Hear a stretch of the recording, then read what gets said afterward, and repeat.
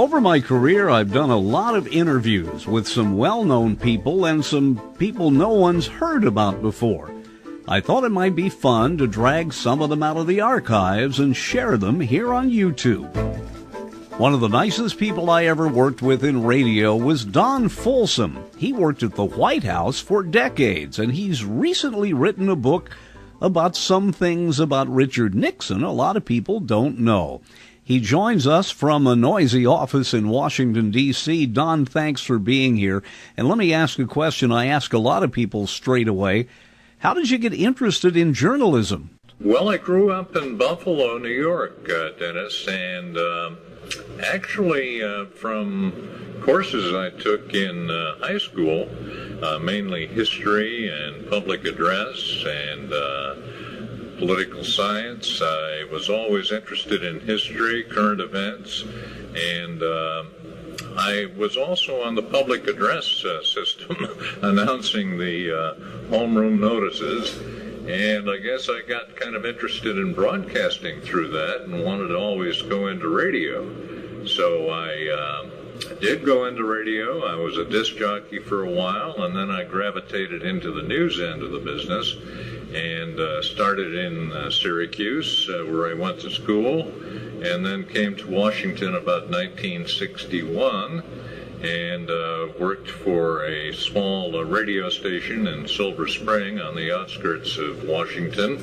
and eventually made my way downtown to a small news organization, a radio outfit called Radio Press International, which was the forerunner in many ways of United Press International audio, and eventually went to work for UPI Audio in about 1962. Don, I've always thought that there were two kinds of radio journalists. There were the ones who started in newspaper work, and the ones like you and I who started out as disc jockeys. I think it's very common that a lot of us who loved broadcasting got into the business first spinning records. I think that that's true, and I'm certainly glad that I picked radio journalism, because I think I not only could write pretty well and tell a pretty good story, but that I did have the pipes, as they call one's voice in broadcasting, to make it in radio. Well, you know, Don, you're slightly older than I am, not much, but you don't sound any different than when I first heard you 30 years ago. Well, you sound the same too, Dennis. Well, maybe we can stay that way for a while. That would be great. Don, were you a child of radio? I know I just missed it, and what I've been doing in developing a love of those old radio shows is the fact I've done a lot of research and gotten a lot of those shows. But were you just far enough ahead of me that you were still listening to network radio, or was all of that gone when you were growing up? I was a big radio fan of every radio show that you could think of, from Bob and Ray to the Green Hornet to Superman and all the rest. I was frequently listening to the radio and just loved it, and hung around a lot of radio stations in Buffalo and got to know some of the personalities, and I don't know, somehow just enjoyed the radio life so much that I eventually joined it. You know, Buffalo, which I always thought was kind of one of the great overlooked urban areas in the country, gave birth to a lot of big people in the media, and I guess best known, which was a couple of decades before you came into broadcasting there, was Bob Smith, Buffalo Bob. Buffalo Bob, Howdy Doody, was one of my favorite TV shows growing up. And yeah, we did place a lot of emphasis on the fact he was one of ours, and I hardly ever missed that show. Don, what was it like to move to Washington, D.C.? How old were you when you made that move? I think I was around, it was right after college. My first job in news was in Syracuse at a station which I think is still there, WHEN. I was the assistant news director, and I always wanted to go to Washington because I loved politics so much, current events, and Washington is the world capital of news. So I eventually started writing letters to stations and networks in Washington, and finally did find my way here. Well, you know, you had a little bit of an advantage having been from an urban area, more so than a lot of us. I moved from a town of 10,000 to Washington, D.C. Now, I had visited out there very, very, very frequently, but I can imagine, because a lot of young announcers, you know, will go to the ends of the earth to find a job sometimes. Was it a culture shock for you moving down there, or did you immediately feel you fit in? I actually fit in very well because I had dreamed of being a reporter in Washington for so long. And it was a slight culture shock because Buffalo is a pretty small town compared to Washington, and the legislature and the White House and, you know, all of the Washington landmarks and everything was, you know, just a big thrill for me to enter this world. And although and to meet all of the personalities, the politicians and so on that I'd just been reading about. So it was a mixture of, hey, here I am in the right place. I've always wanted to go here, but still there was the culture shock, as you call it. Well, you know, you came to Washington in a great time. I guess there have always been politicians in D.C. of note. I mean, even going back to Henry Clay and before that, but you were in the Scoop Jackson, Barry Goldwater, Everett Dirksen era, in which there were some pretty funny characters in Washington. Oh, they were delightful. In fact, the first campaign I covered for Radio Press International was Barry Goldwater's, and I covered the full fall campaign, including that night when in Arizona he watched and I watched the sad election returns for Barry Goldwater. I didn't,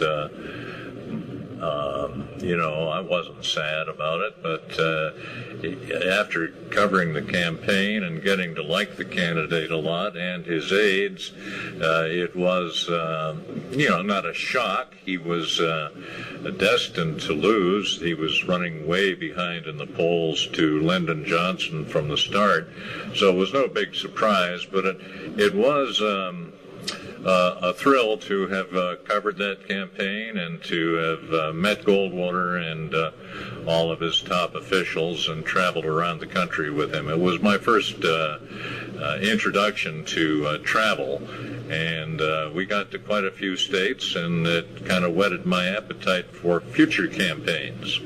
You know, I've always thought that I would have liked to have met Goldwater. I mean, on the surface, he and I are diametrically opposed politically. But he came across as a really decent guy, and we're going to talk about Nixon, but I remember when the three politicians went to Nixon to tell him, hey, you've got to see the handwriting on the wall here, Barry Goldwater was one of them. I mean, he to me represented a kind of stalwartness in a good sense of the word in Congress. He was, indeed. He was a man of integrity. He was a man of his word. He was very blunt, and he was one of the three Republican members of Congress who went down just before Nixon resigned and told him that for the good of the country and the good of the party, that he should get out of town and get out of the Oval Office. You know, one of the things I want to mention here, which is probably not the least bit interesting to the average person, is how the technology of radio news has changed. I remember, and I bought one later, but in college, to record on, and you use tape, I used a recorder called a Nagra that weighed 32 pounds and used 12 D batteries. And if you wanted to send a report back, you had to clip wires onto an open telephone. And it sounded like this. And now you've got satellites and things where somebody can report from downtown Beirut and they sound as if they're in the next room. I mean, it is a whole new ballgame as far as electronic journalism is concerned. Absolutely. I remember unscrewing telephones and putting the alligator clips on. In fact, at RPI, at the outset, we didn't even have an office in the White House, though I was frequently at the White House as a correspondent. And my radio broadcasting booth was about a block away in a it's now a CVS, but it was back then a People's Drugstore phone booth that I would plug myself into and broadcast back to the Bureau in that manner. Well, you know, when I was on the road with UPI Radio, I did an awful lot of traveling. As a matter of fact, I paid for so much of it myself. That's why I'm living in poverty now. But I had a little case in my suitcase that had screwdrivers and pliers and extra wire and razor blades, and I even had 2 very, very sharp, large sewing needles in there. Because I found out if you couldn't get into a phone wire, you could do kind of what they do to your vein with an IV. You could go into the wire back there. It's a wonder I didn't get electrocuted. I'd never heard of that. I had something that would unscrew the phone receiver so that you could, it was like a big clamp or a big vise. Yeah, some of those were almost glued on. Yeah, that's right. They were, that was how you unglued them. I don't think the phone company appreciated it, but that's the way you had to do it sometimes. Don, when you were on the road, that first trip with Goldwater, I have always thought that the camaraderie between field correspondents was pretty interesting. You each had deadlines. You were each trying to grab the same story. It was kind of a friendly competition, though, wasn't it? It was indeed. In fact, I met, during the Goldwater campaign, Peter Jennings and Ted Koppel were among those who traveled around with us, and I got to know them very well. Pike Chamberlain was covering for UPI, as I recall back then, and Pi and I became good friends and finally colleagues at UPI Audio and then eventually UPI Radio. Newspaper correspondents filed on a different schedule, but the competition was keen, but the friendship was much more important and lasted a lot longer. Don Folsum, where were you November 22nd, 63, when you heard about the Kennedy assassination? I'm sure we all remember where we were. I was at the RPI Bureau in Washington, and it was around noon, as you recall, and a lot of bells went off on our UPI machine, wire machine, and there was Merriman Smith's report that the president had been shot, and the next... that was a bulletin. The next report we received over the UPI wire was the highest number of bells you could have, and it said that he had been killed. I remember that day, and I tell kids today, I remember what I was wearing that afternoon. It was a horribly dark, rainy Friday in Indiana, and I love talking to people who were in the business at the time, because everyone alive has a memory, the way young people remember when the Challenger exploded or when the Twin Towers and the Pentagon were attacked. But it was, I think, for news people in Washington, a very difficult day to get through, because no matter what your political bent was, there was a Camelot. There was a time when the rest of the world pretty much liked America, and it was John and Jackie. That's right. It was just one of the most horrible days that I can recall, and I felt so helpless. I had wished that I had made the trip to Dallas. It was assigned to someone else. But the aftermath in Washington was also quite exciting in its own way. Before long, the newly sworn-in President Johnson had returned to town, and that set in motion an investigation by the Warren Commission, which I covered, and all the senators and House members lined up before TV cameras to give their condolences and their reactions and sympathy to President Kennedy on his death. One of several visual images I remember, there was always that one of John, I almost break up talking about it, saluting his dad's coffin. But during the funeral procession, Charles de Gaulle from France, who was, 6'5" or something, was walking along with Ethiopian Emperor Haile Selassie, who was probably about 5 feet tall. And I remember those two guys walking side by side, and they were really representative of the diversity of the world that came to Washington for that funeral. Most of the world leaders were here, and it was an amazing funeral procession and funeral. I happened to anchor the funeral from the Capitol Rotunda and watched as Jacqueline Kennedy kissed the coffin, and it was just a heartbreaking scene and with great sadness. You talked about Lyndon Johnson. Was there any person thrust into the White House who had more training on how to deal with Congress than Lyndon Johnson did?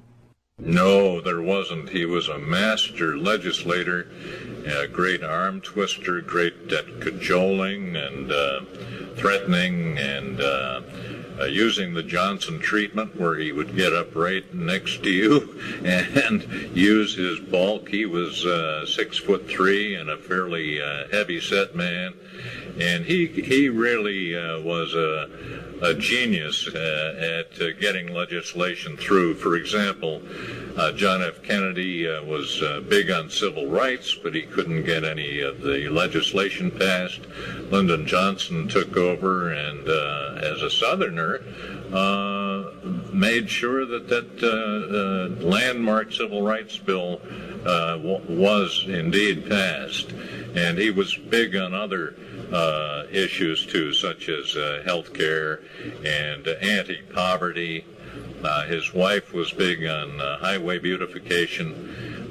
He was just, and his family were bigger than life almost when they took over the White House. The stories are legendary about Johnson having to walk that tightrope, as you say, with being a Southern senator, yet pushing what to many was a very unpopular bill, the Civil Rights Act, which became the Civil Rights Act of '64. I remember him having a conversation with John Stennis. Stennis was a confidant of Johnson, and they pretty much went into seclusion, and I think Johnson told him, he said, John, this has got to be passed, whether you like it or not. Mm-hmm. I just wonder today, with the polarization on Capitol Hill, with the almost third-party Tea Party there, whether you could pass that Civil Rights Act today. No, I don't think you could. And he was also on a very friendly basis with Everett Dirksen, who was the Senate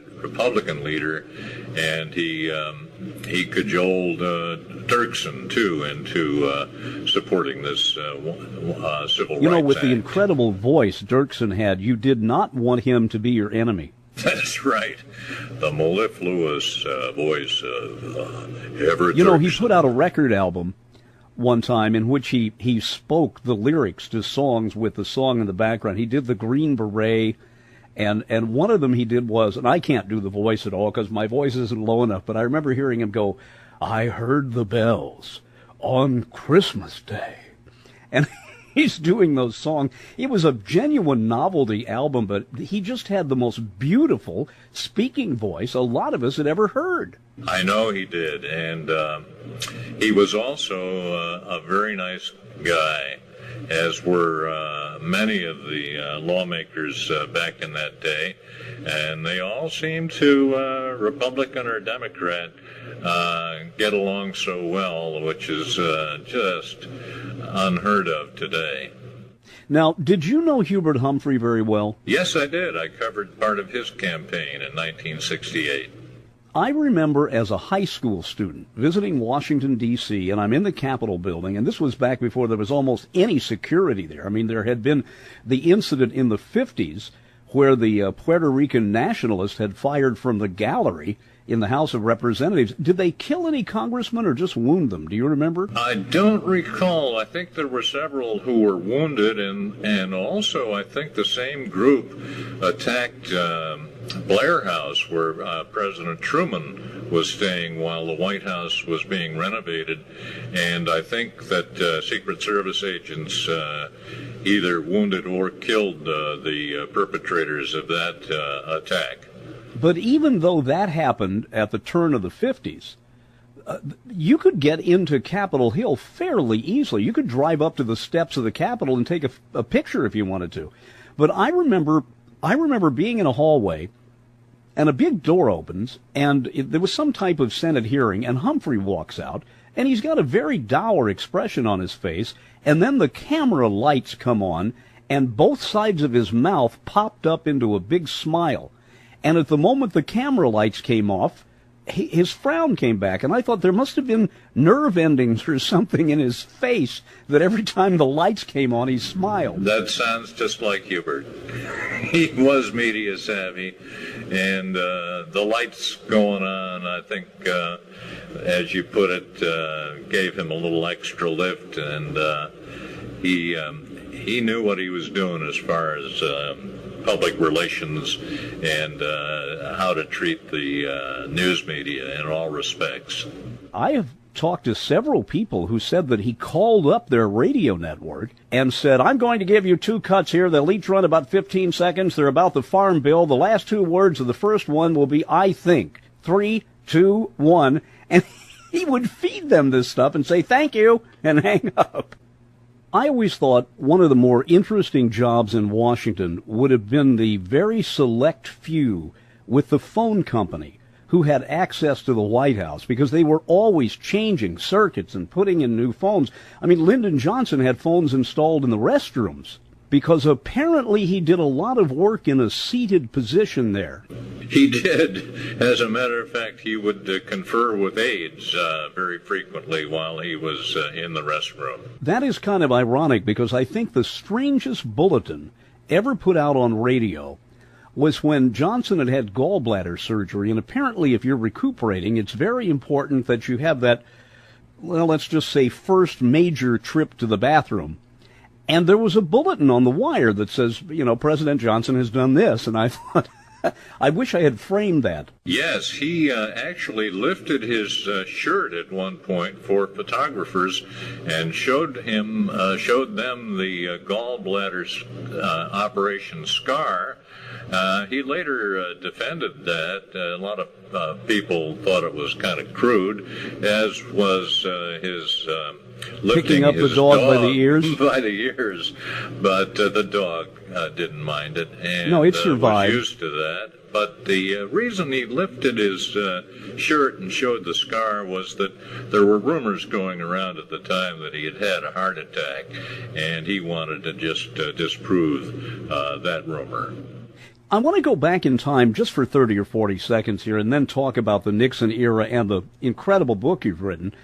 You talk about heart attacks. I mean, during the 8 years Dwight Eisenhower was in office, he was almost Mr. Heart Attack. I know. And as his vice president, Richard Nixon, I think, acted admirably and did not try to assume presidential power while Ike was recuperating. I think that was one of his noblest acts, and I think that, in other words, he did not pull an Alexander Haig. Exactly. That's a good way to put it. Alexander Haig, during Reagan's, after Reagan was shot, came up from the basement to the Situation Room in the White House to the platform in the White House press briefing room and said erroneously, "I'm in charge here." And it was actually He was not next in line to be in charge of anything. It was the vice president who was out of town, who quickly came back to town. But Haig had his line of succession a little bit wrong in making that declaration. Well, if you look at that scene where Haig says, "I am in charge here," he's puffing on a cigarette as if he's going to be executed in about 6 minutes. That's true, and he was also out of breath from running up the stairs. And there are some people, reliable sources, who say he may have been drinking before he made that announcement. Let's move forward to the Nixon era. I like to think that in spite of his personal quirks, and boy, you watch documentaries and you hear Haldeman and Ehrlichman and John Dean talk about him, and he had a strange, egomaniacal personality. But as far as a chief executive, if it had not been for Watergate leading to his resignation, how do you think we would remember Nixon today? Well, Watergate aside, I don't think he would be highly rated because of the Vietnam War. It was something that he promised to end during his 1968 campaign. There was a line that all reporters and everyone who traveled with him remember precisely. He pledged to end the war and win the peace. He never did accomplish that. In fact, the war was not ended until 1975, a year after he left office. It was on Jerry Ford's watch when communist troops finally overran Saigon. And you remember the pictures of the South Vietnamese hanging from the helicopters as they took off from the embassy in Saigon on that last fateful day of the war. I often wondered who the person was at the top of the ladder who did not make it. The person in front of them got out of Saigon, but that one poor last person there, when the last helicopter left, what was going through his or her mind? Didn't Nixon, in one of his campaigns, more or less give the impression, not just stating that the war was going to be over, but that he had a plan and it was going to end fairly quickly, and it didn't? That's right. In 1968, he said he had a plan that would end the war. He refused to detail just what that plan was, and Humphrey took him to task for that, saying, what kind of a person would say that they're going to end the war and not give us any details? And Nixon's answer was that he didn't give any details because he didn't want to hurt the negotiations in Paris. But he did definitely promise to end the war and win the peace, and he was not able to accomplish that. He did withdraw troops, but he stepped up the bombing, and he also started bombing a neutral, defenseless country, Cambodia, and also nearby Laos. So he widened the war and extended it rather than ending it. Joining us from Washington, D.C. is longtime White House correspondent Don Folsum. And at the beginning I mentioned he's one of the nicest guys I ever worked with. I found it impossible to even get Don angry, even when things were going crazy, and that can happen in a newsroom anywhere. Don, there was a wonderful Discovery Channel documentary narrated by the late Daniel Shore, 6 hours about Watergate, and I think before going on the air you were telling me when you talk to college students, you play that. I thought it was a phenomenal document, and one of the things I remember was the use of the word hubris, Hubris, which means a kind of reckless display, I guess, of your power without any regard to anyone else. And that one word, I think, may have been the best word to describe Nixon. I think it was, and I think it is still. He was just so set in his ways, and he actually was a war hawk who disguised himself in 1968 as the peace candidate, and Hubert Humphrey was so tied to Lyndon Johnson's failed Vietnam policies that a lot of voters opted for Nixon, believing that he really did have a secret plan to end the war. Well, and the other thing, too, about that is that Nixon's defense, particularly during Watergate, was if you attack Richard Nixon, you are attacking the presidency. And he got a lot of mileage out of that. He did, and his spokesman, instead of using the word president, often used the word presidency,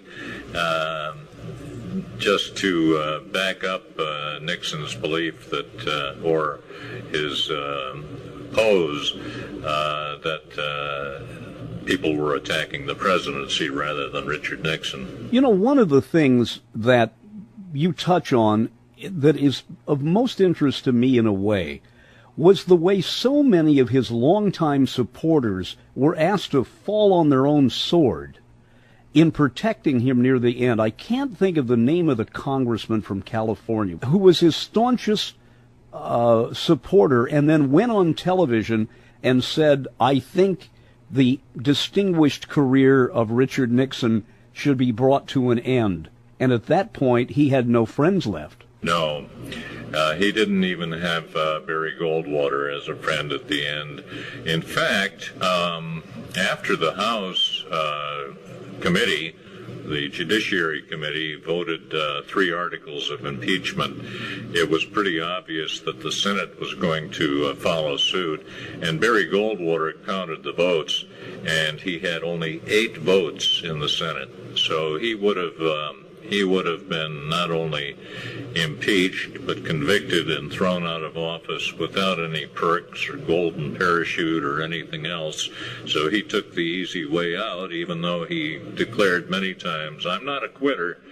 He did quit. Well, and you know, they brought out in the documentary that when the tape was discovered, that they really called the smoking gun, which proved that Nixon, supposedly the highest-ranking law enforcement officer in the nation, and of course he was putting pressure on his attorney general, when Nixon started telling his people how to lie on the stand, how to commit perjury. That's right. The members of Congress listening to these tapes were shown a whole new side of Nixon, and they realized, look, this guy is a crook. Absolutely.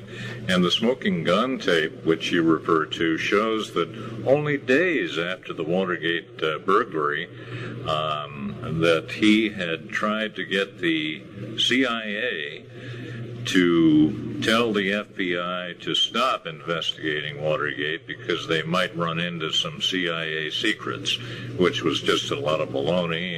But then, to the credit of the CIA head at the time, Richard Helms, he changed his mind, and the rest is history. You bring up a friend of Nixon.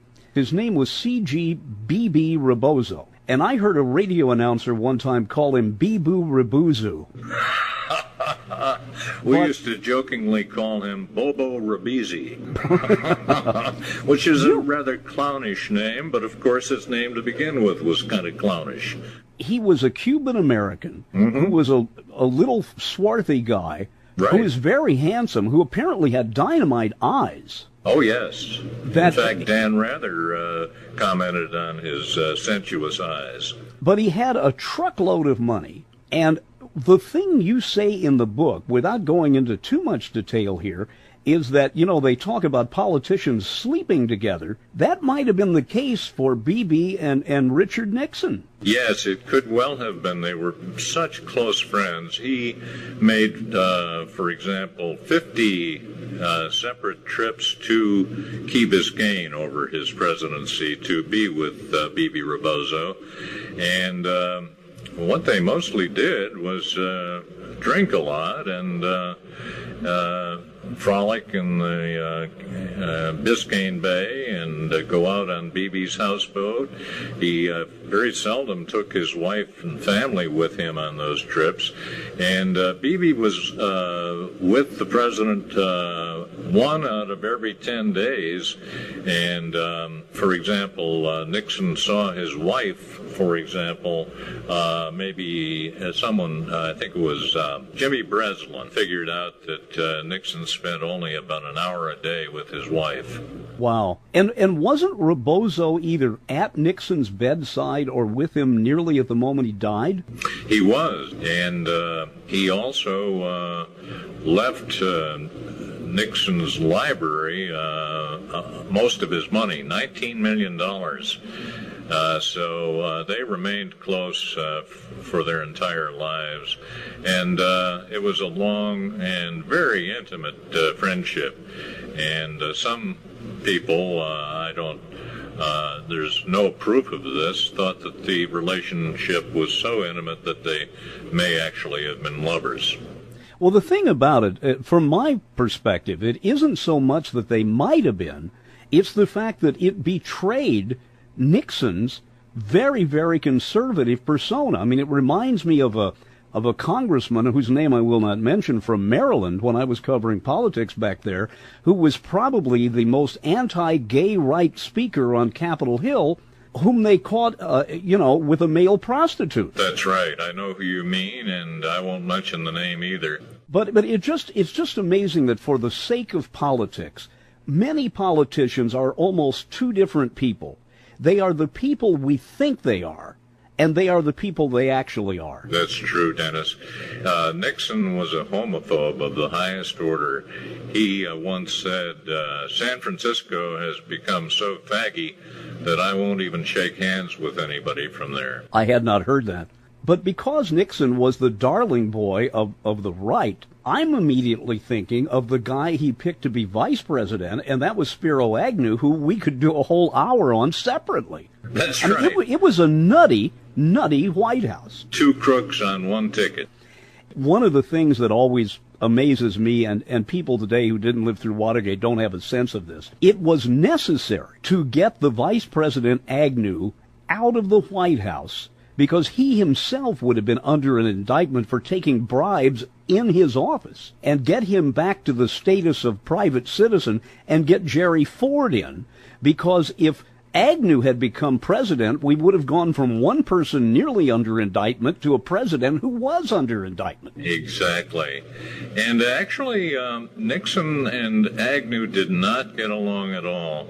In fact, Nixon wanted to drop him from the ticket in favor of John Connally in 1972.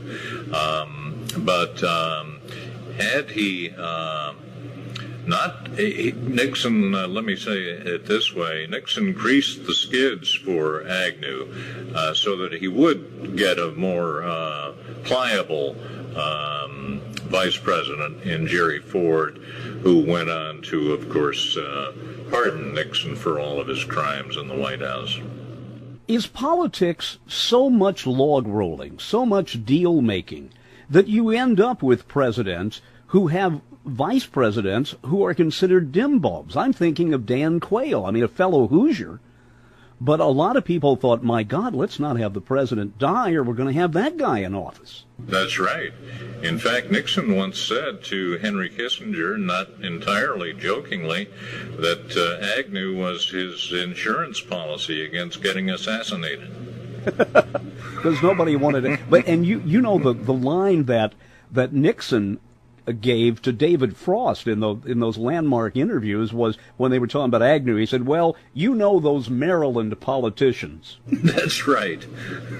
What did you think of the debriefing, if you will, that David Frost did with Nixon? It became the subject of a movie, but it's painful to watch Nixon look at the camera and say, "I screwed up." I didn't want to see that. Yeah. He never did, though, even in the Frost interviews, give a full-fledged apology or say, "I'm sorry." That was just beyond his ability to do. No, all he was doing was admitting that he made did not mistakes. practice what he preached about politics. That's a good way to put it. And he did, I think the major thing to come out of the Frost interviews was the fact that Nixon said, when the president does it, that means it's not illegal. I remember that, yes. And Nixon did very well financially from those interviews. He made $1 million. A lot of people think it was only $600,000, but James Reston Jr., who was one of Frost's researchers, took a look at the contract and saw that it was $1 million plus 20% of what Frost made on top of that. You know, that White House was so interesting, but there have been other interesting White Houses. I mean, if you look at the people who FDR gathered to be around him, what a bunch of interesting intellectuals and opinionated people. But in that Nixon White House, you not only had Haldeman and Ehrlichman, you had John Dean, who came out with that wonderful phrase about when a cover-up goes so far, the toothpaste is out of the tube. You can never get it back. And then you had Jeb Stuart Magruder and Tony Ulasewicz, the guy with the New Jersey Mafia voice who ran the hush money back and forth for the people who were arrested in the Watergate. I mean, it was almost, if you had written that as a plot for a movie, somebody would have said, that can never happen. You couldn't make up stuff like that. It was just unbelievable. And Tony Ulasewicz brought a little humor to the Watergate hearings in many ways, but one of the ways that I recall was that he was making so many of these payoffs that he used so many public phones to arrange the details that he carried along with him one of those busman's coin changers that he would press the quarters out of as he made his phone calls. Wow. Well, you know, of course, and it's brought out in the great movie All the President's Men. By the way, before I ask a question about that, what did you think of that movie? I thought Jason Robards, as the managing editor of the newspaper, was fantastic. He was. He's still alive, and I saw him not too many months ago when the Washington... We're talking about Ben Bradlee, right? Ben Bradlee, yeah. Yes. He's now in his 90s and fairly frail, but he did show up at the Watergate 40th anniversary party that the Washington Post put on at the Watergate Hotel, by the way, and I was lucky enough to be invited to that, and first time I've ever seen Woodward and Bernstein and Bradley in person, and they put on quite a show. It was 600 or 700 people showed up, and there was a panel discussion featuring John Dean and Woodward and Bernstein. I think it was narrated, one of the narrators or moderators was Jim Lehrer, and it was just a terrific show. Well, you know, in Washington, D.C., there was a local department store chain called Woodward and Lothrop. And I remember twice on the air when I was supposed to have read Woodward and Bernstein, I said Woodward and Lothrop. I can see where that mistake could easily be made. You know, when I would have company visit from the Midwest during the 20 years I lived in Washington, and I moved there in 79, everybody eventually wanted me to show them where the Watergate was. And I said, well, it's just a hotel. It's a hotel and an office complex. I don't care. I got to see it. Yep, getting back to Woodward and Lothrop, we finally, instead of calling them Woodward and Bernstein all the time, just shortened it up to Woodstein. That works, doesn't it? That's right. Don, one of the other aspects of Watergate was the nearly endless televising of both the House and the Senate committees, and so many people stood out. I remember Congressman Sandman and Representative Dornan, who was a Catholic priest and came in his priest, I'm not going to say outfit, I can't think of the proper word, came dressed as a priest to the hearings, which gave him a little bit of interesting dignity. And then there was a woman from Texas who was an American black woman who had one of the other phenomenal voices of the time, and that was Barbara Jordan. I know. Barbara Jordan was an amazingly bright and very articulate woman, and she was a star of the House Judiciary Committee hearings. Those hearings, both on the Senate side and the House, were very critical to the eventual resignation of Richard Nixon. And then, of course, on the Senate side, you had Sam Ervin. Mm-hmm. And I remember, I guess everybody will, the fact that you may know the characters here, but somebody asked Ervin if he understood what the proceedings were all about, and he said, "Yes, sir, English is my mother tongue." Don, what is, from your standpoint, having worked in the White House when all of this was, as they say today, coming down, what is the legacy of the whole Watergate thing? Did it teach us anything? I think it did. I think there are a lot of lessons to be gained. I think maybe the first lesson would be to tell the truth and don't cover up and, get it all out, and you're not going to be in as much trouble if you cover up. I think even Nixon said that the cover-up is always worse than the crime. If Richard Nixon had gone on national television, which his personality would not have let him do, but if he had gone on television and say, "Ladies and gentlemen, yes, some dirty tricks happened, and I hate to say this, but it happens in every administration. We were wrong, and we probably won't let this happen again," he might have saved something out of that, but he was incapable of doing that. As you say, he never apologized. No, he was incapable of it, and you're right. If he had come clean, or as clean as he could come, I think that he would have escaped the impeachment proceedings and the resignation and all the rest. And I think that his term in office would have been considered mainly successful, except for the war in Vietnam. One final thing, Don Folsum, and that is a mutual friend of ours was a legend in the White House.